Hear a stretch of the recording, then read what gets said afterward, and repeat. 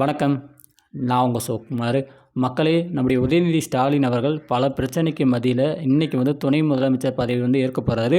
இவர் துணை முதலமைச்சர் பதவி ஏற்க போகிறாரு அப்படின்ற தகவல் கிட்டத்தட்ட ஒரு வாரத்துக்கு முன்னாடியே லீக் ஆயிடுச்சு. என்றைக்கு லீக் ஆச்சோ அன்னையிலிருந்து இந்த சோஷியல் மீடியா முழுக்கவே பேசப்படக்கூடிய ஒரு விஷயமாகவே இந்த ஒரு டைட்டில் மாறி போச்சு. இப்போ நீங்கள் போய் சோஷியல் மீடியாவில் ஓப்பன் பண்ணி பார்த்தீங்க, இது ட்விட்டரை ஓப்பன் பண்ணி பார்த்தீங்க அப்படின்னா ஹேஷ்டாகில் நம்முடைய உதயநிதி ஸ்டாலின் அவர்கள் தான் இருப்பார். டெபுட்டி சிஎம் உதயநிதி ஸ்டாலின் அப்படின்ற இந்த ஹேஷ்டாக் தான் ட்ரெண்டிங்கில் இருக்குது. பல விமர்சனங்கள், இவர் எப்படி உதயநிதி ஸ்டாலின் அவர்கள் துணை முதலமைச்சர் பதவிக்கு வரலாம், எத்தனையோ சீனியர் அமைச்சர்கள் இருக்காங்க, அவங்களுக்குலாம் ஏன் பதவி கொடுக்கப்படல, இவர் எப்போ முளைச்ச காலம், இப்போ முளைச்ச காலனுக்கு பதவி அப்படின்னு சொல்லிட்டு பல பேர் பல விமர்சனங்களை வைக்கக்கூடிய அந்த விஷயங்களை நம்மளால் சோஷியல் மீடியா பார்க்க முடியுது. இன்றைக்கி சரியாக மாலை 3:30 அப்படின்ற அந்த நேரத்துக்கு இவர் பதவி ஏற்க போகிறாரு. ஸோ இப்படி இருக்கும்போது இவர் துணை முதலமைச்சர் பதவி மட்டும்தான் ஏற்கிறாரு அப்படின்னா இல்லை. இந்த இடத்துல ஒரு சில விஷயங்கள் நடக்கப்படுது. அமைச்சரவையில் ஒரு சில மாற்றங்களும் நடக்குது. என்னென்ன மாற்றங்கள் நடக்குது அப்படின்னா, ஒரு சில அமைச்சர்கள் பதவியிலிருந்து நீக்கப்படுறாங்க. ஒரு சில அமைச்சர்கள் ஒரு குறிப்பிட்ட துறையில் இப்போ பணியாற்றிருக்காங்க. ஸோ அவர்களுடைய அந்த துறையும் மாற்றப்படுவதாகவும் ஒரு சில தகவல் சொல்லப்படுது. அது யார், எந்த துறை அப்படின்றது டீட்டெயிலாக பார்த்தலாம். அதே மாதிரி புதுசாக ஒரு சில அமைச்சர்களுக்கு பதவியும் கொடுக்கப்படுது. அது யார் என்னன்னு சொல்லிட்டு நம்ம டீட்டெயிலாக இந்த வீடியோவில் பார்த்தரலாம். இந்த வீடியோக்குள்ளே போகிறதுக்கு முன்னாடி மறக்காம சேனலை சப்ஸ்கிரைப் பண்ணி கொடுக்குற பெல் ஐக்கன் ப்ரெஸ் பண்ணுங்கள். வாங்க வீடியோக்குள்ளே போகலாம். ஃபஸ்ட்டு, அமைச்சரவையிலிருந்து நீக்கப்படுபவர்கள் யார் அப்படின்ற இந்த விஷயத்தை பார்த்தலாம். ஸோ எனக்கு தெரிஞ்சு ஒரு 3 பேர் அடிபட்டிருக்கு. செஞ்சி மஸ்தான் அப்படின்றவங்க பார்த்தீங்கன்னா அமைச்சரவையில் நீக்கப்படுறாங்க. அதே மாதிரி மனோ தங்கராஜ் அப்படின்றவங்க அமைச்சரவை பதவியிலிருந்து நீக்கப்படுவதாக ஒரு தகவல். இன்னொன்று யார் அப்படின்னா ராமச்சந்திரன் அப்படின்ற இவங்களும் அமைச்சரவை பதவியிலிருந்து நீக்கப்படுவதாக ஒரு தகவல் வெளியாயிருக்கு. அதே மாதிரி அமைச்சரவையில் ஏற்கனவே பார்த்தீங்கன்னா ஒரு சிலர் பார்த்தீங்கன்னா ஒரு சில துறைகளை தேர்ந்தெடுத்து அமைச்சர்களாக தங்களுடைய பணியை செஞ்சுட்ருக்காங்க. அந்த துறைகள் மாற்றப்படுது. அதில் பார்க்கணும் அப்படின்னா நம்முடைய உயர்கல்வித்துறை அமைச்சர் பொன்முடி, ஸோ ஏற்கனவே ஓசி பஸ்ஸு அப்படின்ற ஒரு வார்த்தையை சொல்லி மிகப்பெரிய ஒரு கான்ட்ரவர்சியில் மாட்டின ஒரு அமைச்சர் அப்படின்னா அமைச்சர் பொன்முடி அவர்களை சொல்லலாம். ஸோ இப்படி இருக்கும்போது இவருடைய துறை உயர்கல்வித்துறை அமைச்சராக இருந்தார். இன்றைக்கி இவர் எந்த துறைக்கு மாற்றப்படுறார் அப்படின்னா வனத்துறைக்கு மாற்றப்படுவதாகவும் ஒரு சில தகவல் உறுதியும் ஆயிருக்கு.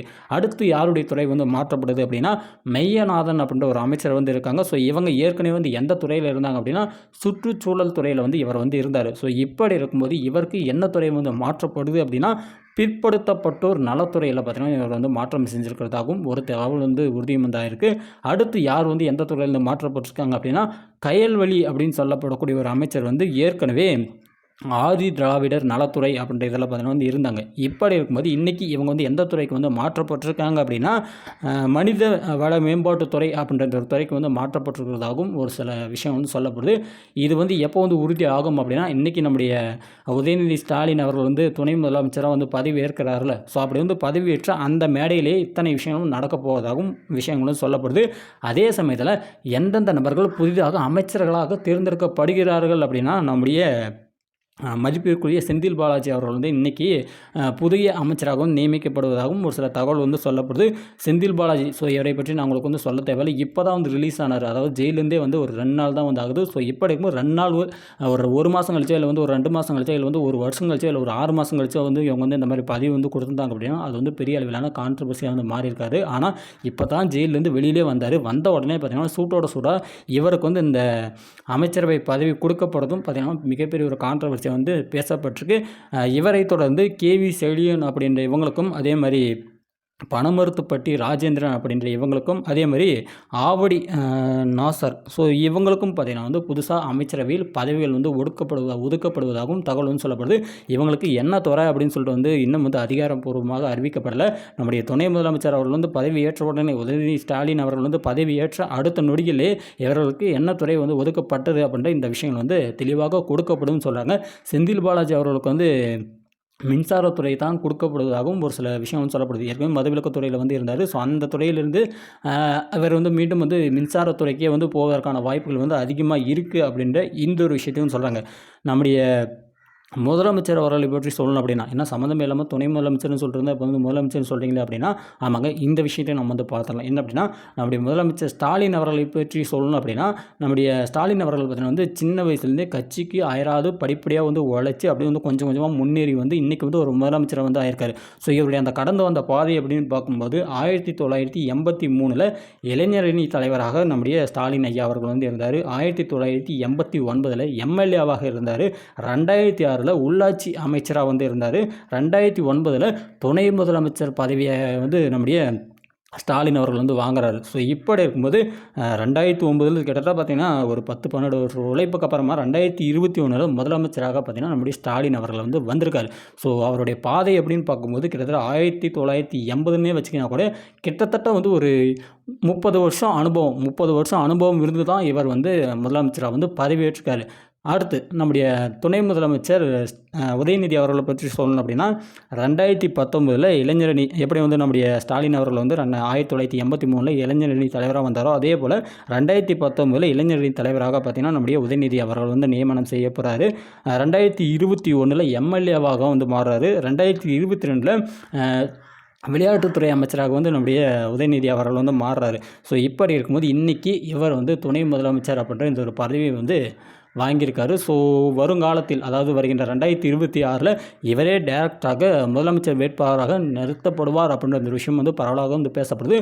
இப்போ வந்து எலெக்ஷன் வருது, நாளைக்கு எலெக்ஷன் அப்படின்னா இன்றைக்கி வந்து இவர் தான் வந்து முதலமைச்சர் வேட்பாளர் அப்படின்னு சொன்னாங்க அப்படின்னா இது வந்து பெரிய கான்ட்ரவர்சியாக மாறிடும். மக்கள் யாரும் வந்து உடனடியாக வந்து ஏற்றுக்க மாட்டாங்க. என்ன உங்கள் பையனுக்கே வந்து கொடுப்பீங்களா அப்படின்னு சொல்லி இதை வந்து பெருசாக வந்து எதிர்க்கட்சிகள் வந்து விமர்சனம் செய்வாங்க. இது வந்து பெருசாக மாறிடுச்சு அப்படின்னா ஓட்டே வந்து கலைஞ்சு போயிடும் அப்படின்னு சொல்லிட்டு இதை வந்து ஒரு 18 மாதத்துக்கு முன்னாடியே பண்ணிட்டோம் அப்படின்னா இது வந்து பெரிய கான்ட்ரவர்சியாக வந்து மாறாது. அதனால் வந்து நம்ம இந்த ஒரு விஷயத்தை வந்து எவ்வளோ சீக்கிரம் முடியுமோ அவ்வளோ சீக்கிரம் வந்து பண்ணலாம். அமைச்சர் செந்தில் பாலாஜி அவர் வந்து சிறையில் வந்திருக்காரு. ஸோ அவர் சிறையில் இருக்கக்கூடிய இந்த ஒரு நேரத்தில் இப்படிப்பட்ட ஒரு விஷயத்தை வந்து செஞ்சோம் அப்படின்னா அது வந்து ஒரு மரியாதை நிமித்தமாக வந்து இருக்காது. அவர் வெளியில் வந்த பிறகு இந்த ஒரு விஷயத்தை வந்து செஞ்சுக்கலாம்னு சொல்லிட்டு இவங்க இந்த மாதிரி முடிவு எடுத்ததாகவும் ஒரு சில விஷயங்கள் வந்து சோஷியல் மீடியாவில் பரவலாக வந்து பேசப்படுது. நீங்கள் இந்த விஷயத்தை பற்றி என்ன நினைக்கிறீங்க? நம்முடைய உதயநிதி அவருடைய அந்த கடந்து வந்த பாதை அவருடைய அனுபவம் அப்படின்னு பார்க்கும்போது ஜஸ்ட் பார்த்தீங்கன்னா வந்து ஒரு 5 வருஷம் தான். 5 வருஷத்துக்குள்ளே தான் இவருடைய அந்த கட்சியில் இருக்கக்கூடிய அந்த விஷயங்களை பற்றி புரிதல் வந்து இருந்திருக்குமே தவிர நம்முடைய ஸ்டாலின் அவருடைய அந்த அனுபவங்கள் அப்படின்னு பார்க்கும்போது கிட்டத்தட்ட வந்து ஒரு 25 வருட அனுபவங்கள் இருக்குது. இவருடைய அனுபவம் அப்படின்னு பார்க்கும்போது 5 வருட அனுபவங்கள் தான். இருந்தாலுமே அந்த காலத்தில் இருந்த அந்த நபர்களுக்கும் இந்த காலத்தில் இருக்கக்கூடிய நபர்களுக்கு வந்து பெரிய டிஃப்ரென்ஸ் இருக்குது. ஸோ அந்த காலத்தில் அவங்க வந்து ஓரளவுக்கு வந்து ஒரு மெச்சூரிட்டி ஸ்டேட்டில் இருந்திருப்பாங்க. இந்த காலத்தில் பார்த்தீங்கன்னா நிறைய டெக்னாலஜி இருக்குது, நிறைய விஷயங்கள் வந்து ஈஸியாக வந்து எளிமையாக வந்து நம்மளால் வந்து தெரிஞ்சிக்க முடியும். இங்கே என்ன நடக்குது அப்படின்ற ஒரு விஷயத்தை பார்த்தீங்கன்னா நம்மளால் வந்து நொடியை வந்து அப்சர்வ் பண்ணிக்க முடியும். ஸோ அப்படி பார்க்கும்போது நம்முடைய உதயநிதி அவர்களுக்கு வந்து நிறையவே அனுபவம். அவர் வந்து என்ன சொல்கிறார், ஒரு 2 வருஷம் ஒரு 3 வருஷம் ஃபீல்டில் இருந்தார், எல்லாத்தையும் வந்து கற்றுக்கிறதுக்கான வாய்ப்புகள் அப்படின்னு பார்க்கும்போது ரொம்ப ரொம்ப அதிகமாக இருக்குது. ஸோ இந்த 5 வருஷம் அப்படின்னு பார்க்கும்போது அவர் வந்து நிறைய விஷயம் வந்து புரிஞ்சு வச்சிருப்பார். இந்த துணை முதலமைச்சர் அப்படியே வந்து முதலமைச்சர் ஆகும்போது கண்டிப்பாக அவருடைய அந்த பார்வை அப்படின்னு பார்க்கும்போது வேறு மாதிரி இருக்குன்னு சொல்லிட்டு தான் நான் வந்து நினைக்கிறேன். ஸோ அவருக்கு நம்முடைய வாழ்த்துக்களை வந்து இந்த வீடியோவில் வந்து தெரிவிச்சுக்கலாம். நீங்கள் இவர் துணை முதலமைச்சராக பதவி ஏற்கிறதை பற்றி என்ன நினைக்கிறீங்க அப்படின்னு வந்து மறக்காமல் கமெண்ட் செக்ஷனில் வந்து போடுங்க. அதுதான் இந்த ஒரு விஷயத்தில் வந்து எல்லாருமே வைக்கக்கூடிய கான்ட்ரவர்சி என்ன அப்படின்னா நம்முடைய ஸ்டாலின் ஐயா அவர்கள் வந்து இப்போ வந்து ஃபாரினுக்கு வந்து டூர் போயிட்டு வந்தார். ஸோ அங்கே போய் ஒரு சில திட்டங்களுக்கு வந்து அடிதெல்லாம் வந்து பேசிட்டு வந்தார். இந்த மாதிரி வந்து பண்ணலாம், அந்த மாதிரி பண்ணலாம், பெரிய பெரிய கம்பெனிகள்லாம் வந்து டீல் வச்சுட்டு வந்தார். ஸோ அப்படி இருக்கும்போது இவர் இங்கிருந்து கிளம்பும்போதே ஃபாரின் கிளம்பும்போது இங்கே வந்து பெரிய ஒரு கான்ட்ரவர்சி எழுந்தது அப்படின்னா துரைமுருகன் கட்சியின் மூத்த தலைவர் அப்படின்னா வந்து துரைமுருகன் அவர்கள் வந்து இருக்காங்க. ஒரு மரியாதை நிமித்தமாக ஜஸ்ட் வந்து அவர் தான் ஒரு துணை முதலமைச்சராக வந்து இருப்பார், இப்போதைக்கு அவர் தான் வந்து எல்லாத்தையும் வந்து டீல் பண்ணிட்டு இருப்பார் அப்படின்னு சொல்லிட்டு இந்த மாதிரியாச்சும் சொல்லிட்டு போயிருக்கலாம்.